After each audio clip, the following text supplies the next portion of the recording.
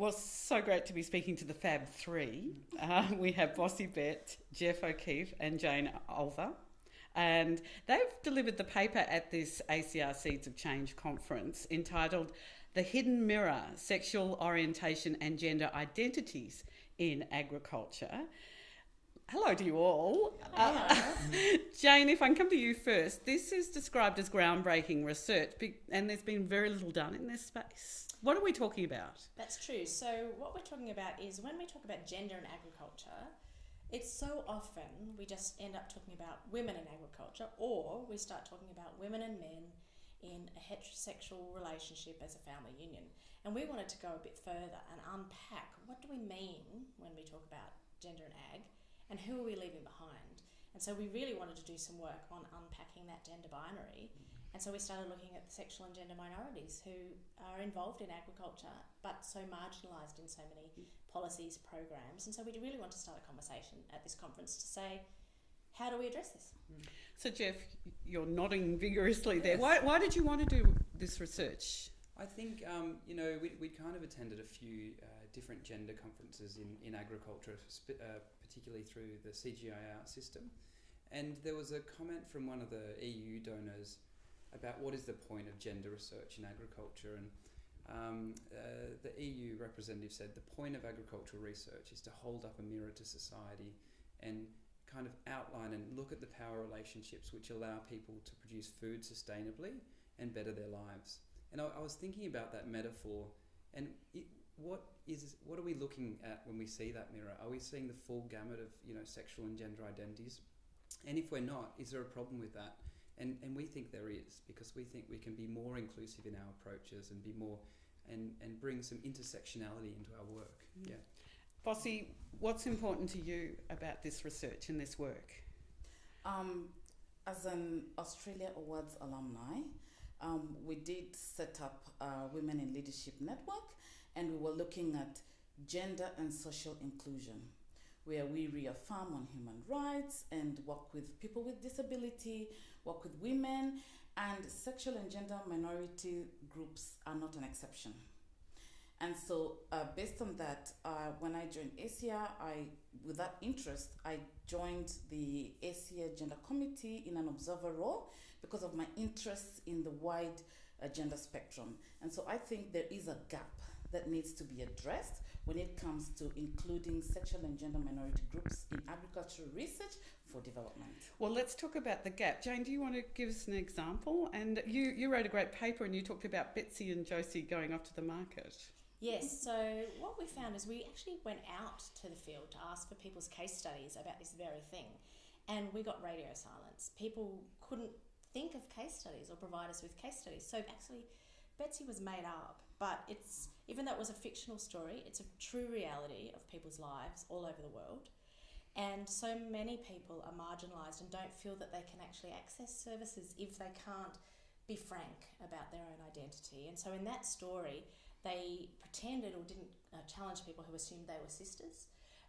And so what we found is that there's people who are being marginalised, and we were really inspired by the Down by the River report that was released recently, which actually identified in disaster risk recovery, people of marginalised sexual and gender identities were not accessing services because they didn't want to out themselves, they didn't feel safe to be frank about who was in their family networks. And so we wanted to actually really start that conversation. We've got all these gender experts in the one room in Canberra for 3 days. We wanted to really pull out what are the barriers they've seen in their own contexts? How do they actually address those barriers to make these policies really inclusive? And so really we're starting a conversation. We want people beyond this conference and who are watching this channel to actually please send in case studies and people's lived experiences. We've started a hashtag, which is SGMinAg. And please, people, let us know these case studies. We want to bring this empirical research to life. Jeff, did you want to talk more about that groundbreaking report? Yeah, I guess the Down by the River report was also a bit of a cautionary tale for agricultural research, because if we're not looking at the full spectrum of gender and sexual identities, or individuals in these diverse communities, and it's not just gender, it's also disability and other forms of social exclusion. I mean, then we may be doing more harm. So in the sexual and gender minority space, by focusing only on heterosexual men and heterosexual women, we may be reinforcing biases and stigmas in the different communities in which we work. So that was the report was quite informative in that way. Yeah. Bossy, what were the questions that you loved at this Seeds of Change ACR conference about this issue? Yeah, first and foremost, the conference was great, and this was an opportunity to bring in other dimensions on gender and social inclusion, which is the SGM, talking about it and, beginning a discussion. And the other thing is that my other long-term concerns were addressed, where that is engaging women and boys in a transformative approach, because there's no shortcut.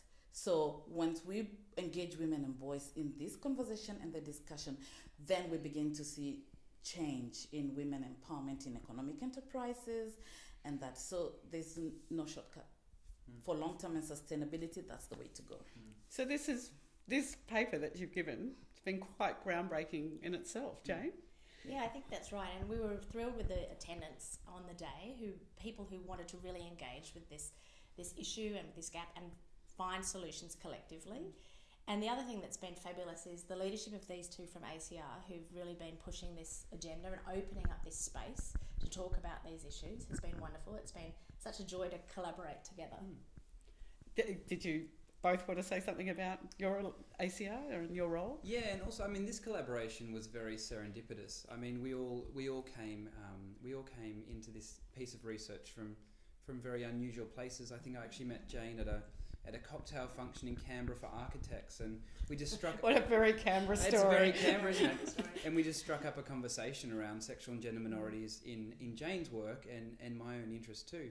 And Bossy came into this research from a different perspective too.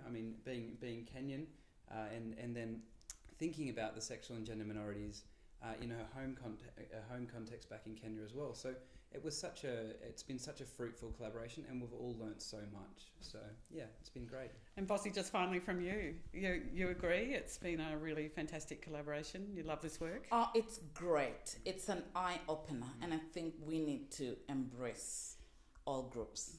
This is a big and ongoing conversation. Thank you, you three. Marvellous to talk to you. Thank you Thanks too. very much. So that's Bossy Bett, Jeffrey O'Keefe and Jane Olver.